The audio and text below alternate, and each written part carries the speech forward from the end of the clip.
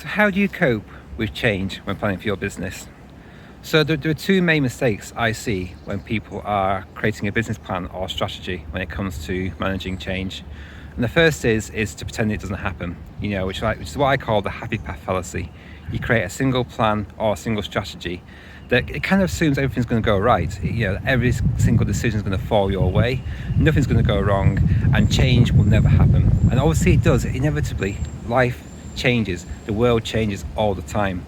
And the problem with doing it this way is when something inevitably does happen, is that you're not equipped to deal with it, and you panic, and then that invokes your fight, flight, freeze response. You either fight it, resist it, carry on regardless, ignore what's going to happen, or you run away, and you basically think, actually, my plan, I'm going to ditch my whole plan, I'm going to come up with some half-baked solution, which doesn't really think things through, or you freeze, you go to ground, and you just sort of you stop and you panic and you can't carry on.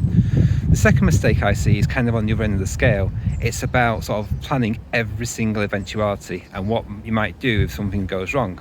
And this is kind of an analysis paralysis, really. It's getting to the point where you're planning so much, everything eventuality, you don't actually take action, you don't actually do anything.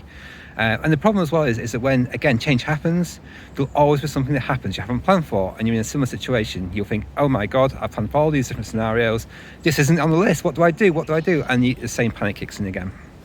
So I find that a good happy middle ground is, first of all, it's checking in regularly, making sure that on a quarterly basis at least, you're checking your plan, assessing what's happened in the past and looking forward to the future. How's things changed? What's changed in the world? And then tweaking and adapting your plan to deal with it. The second thing I do as well is I kind of approach change like I do my walks. It's about planning for the best, but also training yourself and equipping yourself to deal with the worst.